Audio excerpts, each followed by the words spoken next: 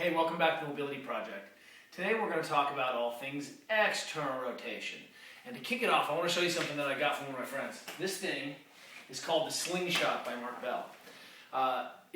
Mark originally came up with this thing. He's a bench press, he's pretty good at bench press. In fact, he's working on the world championship, or the world record for bench press, which is like 9 something. It's ridiculous for a non-bench press specialist.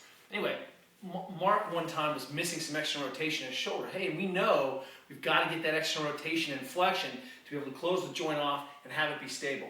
When we do muscle ups, we pull, we extra rotate. The cue, keeping the elbow in, is really just a cue about extra rotation. In the bench press, we try to break the bar and spread the bar. That's extra rotation. We finish in the ring dip in this kind of 11-in-1 position. Extra rotation again. Bergner talks about overhead, extra rotation. In fact, when we see people missing overhead and things like thrusters, oftentimes it's because their shoulders are far forward. They can't actually consummate the shoulder position and finish up. So anyway, Mark showed me this thing, and I was like, hey, he said it helped him keep his guide his elbow. And I want to show you what goes on with this thing, because so you understand what it is. And it does some other things too. But specifically as a cue for extra rotation, I felt like suddenly this bench press became a really excellent skill transfer exercise for jerking. So take a look. You put this thing, and it looks ridiculous, I know. But watch what I'm going to do. I set my arms across, and I get a little bit of a pulling cue, and I grab the bar where I want, set the shoulders, do your normal bench press business, get tight, drive down, and look. What ends up happening is I naturally get a cue not to flare the elbows, because which is a very common mistake that we see in push-ups. Elbows come out wide, shoulders impinge. In fact, one of the reasons I think bench press is such an important piece to learn is that it teaches us to try to break and create extra rotation in the shoulder. So you see how my shoulder winds down, I lead with the elbow in a good position, I actually can't go anywhere. So it guides me to a good position, it starts to load, keeps my shoulders from translating forward, and then with a little bit more weight, I can get full range, come back up. And what ends up happening is this ends up being a pretty awesome skill transfer exercise to be able to overload. Because right about here, there's nothing, a little bit more, maybe it's about 80 pounds, and then up top, I take the whole thing myself. But it ends up really forcing me to think about guiding my shoulders in and generating extra rotation torque. It does a whole bunch of other fun stuff too, but for tonight's idea, we're thinking about cultivating this extra rotation torque. And when the best bench presser in the world is like, hey, I had this idea about extra rotation torque, you should listen. That's one of the hallmarks of what it means to be a good coach and a good athlete. So you pay attention to what everyone else is doing, especially the best in the world. So they got me thinking about some more other ways to cue extra rotation. We've done this one before, where we grab the pipe, smash the elbows together, externally rotate and back off. It looks like this. So I get into my elbows together, I get tight. You can do this on the man canyon of the GHD. I back up and then I add this tensioner. And the key is that the elbows always slip.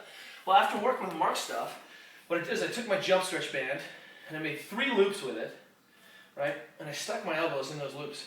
And I've just come off a pull-up ladder. I bench heavy this morning, came off and did a pull-up ladder. I'm just going to stick my elbows in like this. You see how I pinned them?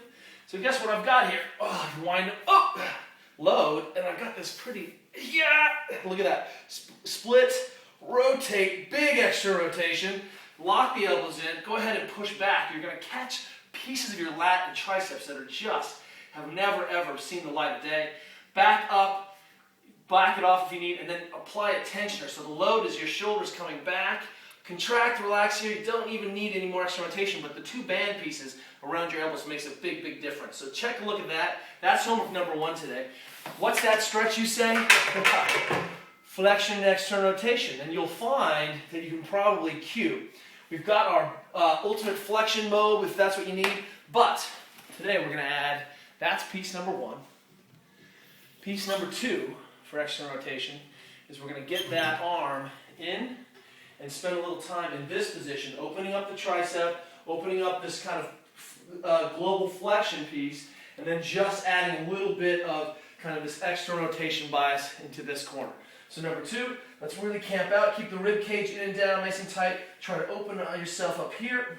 That's homework number 2 after you've gone and explored in that kind of more tight, astute position. Homework number 3 is another piece of extra rotation business. And this is how my brain works. Because one of the things I think is a potent piece, as we talked about before, is getting up against the wall, smashing yourselves out. And what I always feel like is I just want a little more out here. So can you imagine what I can do with this thing? I think originally this idea came from some Dick Herzl stuff, where he's having his athletes roll around. If you take this band, hook it on one knee, that's jump stretch, Dick Herzl, right? On the other knee. Now, the key is, I don't want this thing pulling you into mass extension. So I want it on your sacrum, not on L5, right? So it's not just driving you into a bunch of extension. I get some approximation. The band is pulling me down into the back of the socket. And I'm going to wind myself up, then take the position, and horribly, the band helps pull me out, and I can relax a lot further, go much deeper into this thing, and you can find what that feels like with no torque, add some torque, no torque, add some torque. There's going to be some medium piece that allows you to get nice and wide, open up your hips. So let's see if you can add the band to this today. And then as you open up, keep getting closer to the wall, keep walking the feet out a little bit, and then the band is going to do all the work. You don't have to do anything but suffer and dream about eating pie. And I want to be clear about something. It's a long misapprehension floating around. There's no such thing as a paleo cookie, all right? There's just no such thing as a paleo cookie. We'll see you guys tomorrow.